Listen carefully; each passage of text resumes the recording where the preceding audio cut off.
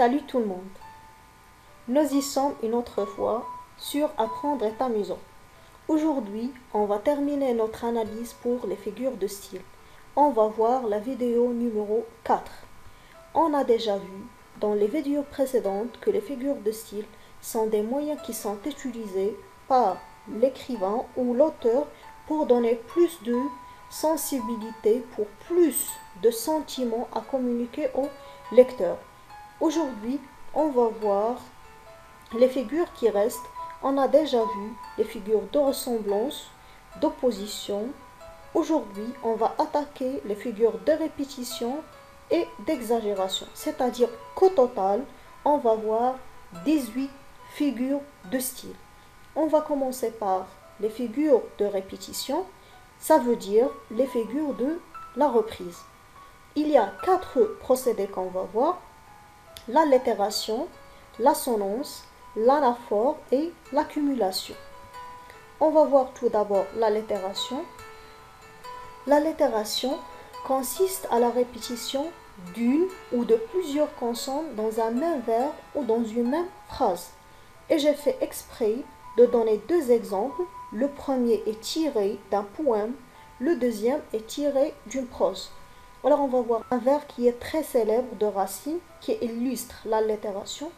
Pour qui sont ces serpents qui sifflent sur vos têtes? Et vous allez remarquer que dans la phrase, il y a une certaine sonorité due à la répétition de la consonne S. Dans la deuxième, vous avez « Ma mémoire oppose sans cesse mes voyages à mes voyages, montagne à montagne ». C'est une phrase qui est tirée d'un roman de Chateaubriand.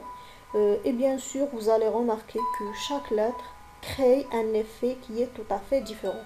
Par exemple, la répétition de la lettre K ou D crée une certaine dureté, communique un sentiment qui est plutôt désagréable. On va passer pour voir l'assonance. Pour l'assonance, il s'agit de la répétition du même son vocalique, c'est-à-dire les voyelles. Alors, pour l'allitération, on répète des consonnes. Pour l'assonance, on répète des voyelles. Alors, on va voir un exemple. La maman se pencha et ramassa les achats qu'il acheta. Alors, vous avez là la lettre A qui se répète dans toute la phrase. Deuxième exemple. Tout m'afflige et me nuit et conspire à me nuire. Il s'agit d'un vers de Racine. On va voir maintenant l'anaphore. Dans l'anaphore, il y a la répétition du même mot. Alors, ça consiste à commencer des phrases ou des vers par le même mot. Par exemple, vous avez là une partie d'un poème de Corneille. Mon bras, qu'avec respect tout l'Espagne admire, mon bras qui tant de fois a sauvé cet empire. Alors, remarquez que dans chaque vers, il y a le mot mon bras. Là, vous avez aussi la répétition. Remarquez dans l'exemple 2. Moi, je veux un peu de respect. Moi, je veux beaucoup d'estime. L'anaphore, bien sûr, consiste à insister sur un mot pour lui donner une valeur. Dernière figure de répétition, c'est l'accumulation. L'accumulation, bien sûr, est un procédé où on aligne, on accumule, on regroupe plutôt un grand nombre de mots pour multiplier les informations. L'accumulation jongle entre la gradation et l'énumération. Je vais vous donner des exemples. Alors, dans l'exemple 1, au ciel, au vent, à la nuit, à la brume, le sinistre océan jette son noir sanglot. C'est un vers de Victor Hugo. Remarquez là qu'il y a la répétition d'un groupe de mots. Et là, bien sûr, on essaye d'accumuler beaucoup de mots pour donner plus d'amplification à la phrase. Dans l'exemple 2, l'enfant parlait, pleurait, criait et hurlait pour attirer l'attention des convives. Dans la première phrase, il s'agit d'une énumération. Dans la deuxième, il s'agit d'une gradation. Et je vous promets qu'au cours des vidéos prochaines, on va attaquer la gradation et l'énumération et vous allez faire facilement la distinction entre les deux notions. On va voir maintenant les figures d'exagération. On va prendre seulement deux exemples aujourd'hui. On va voir l'hyperbole et le pléonasme. Alors, première figure, c'est l'hyperbole. Comme le nom l'indique, il s'agit d'exagérer l'expression d'une réalité ou d'une idée pour insister sur un fait ou le mettre en relief. Le mettre en relief, ça veut dire le mettre en valeur. Dans l'exemple 1, par exemple, j'étais morte de fatigue. Alors, il s'agit d'une expression où on exagère ce sentiment ou cette sensation de fatigue. Le même pour la deuxième partie de la phrase. Car j'avais des temps d'exercice. Évidemment, il n'avait pas des temps ou il n'avait pas des temps d'exercice. Il exagère seulement. Dans la dernière phrase, l'homme que j'ai vu est un géant qui fait 100 mètres.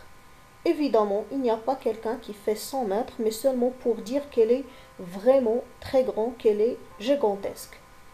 Allez, la dernière figure, c'est le pléonasme. Dans la figure du pléonasme, c'est l'expression d'une idée qui est renforcée par l'ajout, c'est-à-dire on ajoute un mot ou de plusieurs mots qui ne sont pas nécessaires au sens grammatical de la phrase. Vous allez mieux comprendre dans l'exemple 1. J'ai vu un fantôme de mes propres yeux. Évidemment, lorsqu'on voit, on voit avec les yeux. Mais il s'agit ici d'une redondance. Ça veut dire qu'on ajoute une expression dont le sens n'est pas nécessaire seulement pour insister sur l'idée de voir. Le même pour la deuxième partie de la phrase. Et je tournais à rond. Quelqu'un qui tourne, il tourne évidemment à rond. Dans cette partie, il ne s'agit pas d'une faute, mais c'est exprès, c'est voulu pour donner plus d'amplification à l'idée exprimée. Dans l'exemple 2, elle a reculé en arrière pour voir ce qui se passait. Évidemment, lorsqu'on recule, c'est en arrière, mais on a ajouté l'expression exprès pour insister sur l'action. On va passer maintenant pour récapituler. Aujourd'hui, on a vu les figures de répétition qui sont 4. L'allitération, c'est-à-dire la répétition de consonnes, l'assonance, la répétition de voyelles, l'anaphore, la répétition d'un même mot dans une phrase, l'accumulation, c'est le regroupement de plusieurs mots ayant la même nature dans la même phrase. On a vu aussi les figures d'exagération qui sont l'hyperbole, lorsqu'on exagère une idée, et le pléonasme, lorsqu'on ajoute une expression pour renforcer une expression qui est déjà bien claire pour donner plus de valeur. On va s'exercer ensemble. Allez, regardez ces phrases. Déterminez les figures de style, de répétition ou d'exagération dans les phrases suivantes. Pour vous aider aujourd'hui, je vais souligner quelques expressions ou quelques parties pour vous rapprocher plus la réponse. On doit collaborer ensemble.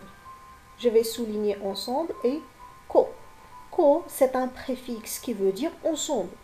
Alors, on a répété la même chose, c'est le pléonasme. Ma famille est un trésor. Ma famille est tout ce que j'ai. Là, je vais vous souligner ma famille et ma famille. On a répété le mot 2 fois dans 2 parties de la phrase, alors c'est l'anaphore. Phrase suivante. Elle a vu son rêve devenir vrai grâce à sa volonté. Voilà ce que je vais souligner. Je pense que la réponse est très claire. Il s'agit de la répétition de la même consonne, c'est l'allitération. Exemple suivant. Il marchait, cherchait et errait pour trouver sa voie. Allez, remarquez ce qu'on va souligner. Vous allez remarquer qu'il s'agit de l'accumulation parce qu'on regroupait plusieurs verbes dans la même phrase. Phrase suivante.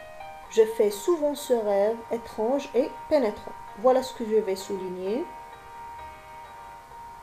Là, il s'agit évidemment de la répétition de plusieurs voyelles, c'est-à-dire c'est l'assonance. Dernière phrase. La mère envoie à son fils 1000 bisous. 1000 bisous, évidemment, c'est exagéré. C'est l'hyperbole. Alors, la vidéo touche à sa fin. Ainsi, on a terminé l'analyse des figures de style. J'ai essayé seulement d'attaquer les figures les plus utilisées. Allez, je vous laisse. N'oubliez pas de vous abonner et d'activer la cloche de notification. À la prochaine.